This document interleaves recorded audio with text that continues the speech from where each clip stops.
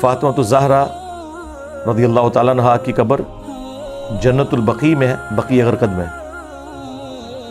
تو سعودی حکومت ان کو کیوں ترجیح نہیں دیتے؟ میں کیا ترجیح دیں؟ وہاں پہ مزار بنا دیں؟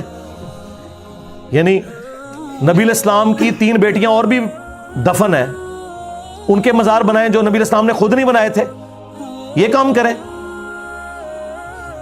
اور سب سے افضل ترین پرسنالٹیز میں سے ایک حضور کا بیٹا ابراہیم بن محمد علیہ السلام، وہ دفن ہے، ان کا مزار حضور نے نہیں بنایا، تو اب یہ پیچھے والے کیا حضرت فاطمہ کا مزار بنائیں وہاں پہ؟ نبی علیہ السلام کی مخالفت کریں، قبروں پہ عمارت بنا دیں، جو مسلم شریف میں حدیث ہے، تو میں منع کرتا ہوں قبروں کو پکا کرنے سے، ان پہ عمارت بنانے سے اور ان پہ بیٹھنے سے۔ ترجیح سیدہ فاطمہ کو نہ کسی صحابی کی، نہ کسی تابعی کی، نہ آج کے کسی مولوی کی کسی جملے کی ضرورت ہے ان کی ترجیح کے لیے، جن کو رسول اللہ نے فرمایا کہ میرے جگر کا ٹکڑا، ہاں بخاری مسلم میں حدیث، جس نے فاطمہ کو تکلیف دی اس نے مجھے دی، بخاری مسلم کی حدیث، جنتی عورتوں کی سردار، ان کو ترجیح کی کیا ضرورت ہے بھائی؟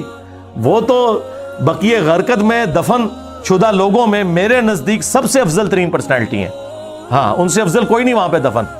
نہ کوئی صحابی جرت کرے گا کہ میں نبی کی بیٹی سے افضل ہوں۔ اللہ کے بندو، یہ جرت حضرت ابوبکر نہ کریں کہ وہ کہیں کہ میں فاطمہ سے افضل ہوں۔ آپ سوچ سکتے ہیں، جن کا قول امام بخاری صحیح بخاری میں لے کے آئے کہ محمد کے قرب کو ان کے اہل بیت کے قرب میں تلاش کرو۔ جو ابو بکر اپنی بزرگی کی خاطر، اپنی بزرگی حاصل کرنے کے لیے لوگوں کو یہ مشورہ دے رہے ہیں کہ حضور کے گھر والوں کے ساتھ ہو جاؤ، حضور تم سے خوش ہو جائیں گے، اور گھر والوں میں افضل ترین پرسنالٹی سیدہ فاطمہ۔ اور اس حضرت ابوبکر کے قول کو امام بخاری نے حسن و حسین کے چیپٹر میں لیا، امہات المومنین کے چیپٹر میں نہیں لیا، تاکہ ناسبیوں کا رد ہو کہ یہاں آل محمد سے مراد، اہل بیت رسول سے مراد نبی علیہ السلام کی اولاد ہے۔ اگرچہ امہات المومنین بھی آل رسول ہیں، ان کے آل رسول ہونے کا انکار کرنے والا بدبخت ہے، گمراہ ہے، خبیث ہے، لیکن جو اہل بیت والا یہ معاملہ ہے وہ آپ دیکھ لیں، مشکات میں بھی آپ 30 جلد کھولیں، حضور کی بیویوں کا چیپٹر الگ ہے، اہل بیت کا چیپٹر الگ ہے، یہ والا معاملہ بالکل ڈیفرنٹ ہے۔ تو اس طرح کے کسی پروٹوکول کی ضرورت سیدہ فاطمہ کو نہیں۔ میں اپنے بارے میں بات کرتا ہوں، لوگ کہتے ہیں علی بھائی نے اہل بیت کا اتنا دفاع کیا، بھائی واللہ اہل بیت کو میرے دفاع کی کوئی ضرورت نہیں ہے۔ مجھے اپنی آخرت میں رسول اللہ کا قرب حاصل کرنے کے لیے اہل بیت کا دفاع کرنے کی، غدیر خون کی وصیت پہ عمل کرنے کی ضرورت ہے۔ اہل بیت تو اللہ کے چنے ہوئے لوگ، نبی علیہ السلام کے رشتہ دار، رسول اللہ کی نسبت کے بعد ان کو کسی کی تعریف کی کیا ضرورت ہے؟ خواہ کوئی گمنامی میں بھی مر جائے۔ 1,24,000 پیغمبر ہیں کم و بیش، کدھر ہیں ان کے مزار؟ گمنامی میں ہی مرے ہوئے ہیں نا۔ بخاری مسلم میں الفاظ ہے، قیامت کے دن بعض انبیاء آئیں گے، کسی کے ساتھ 4 امتی، کسی کے ساتھ 3، کسی کے ساتھ 2، کسی کے ساتھ 1، کسی کے ساتھ 1 بھی نہیں ہوگا۔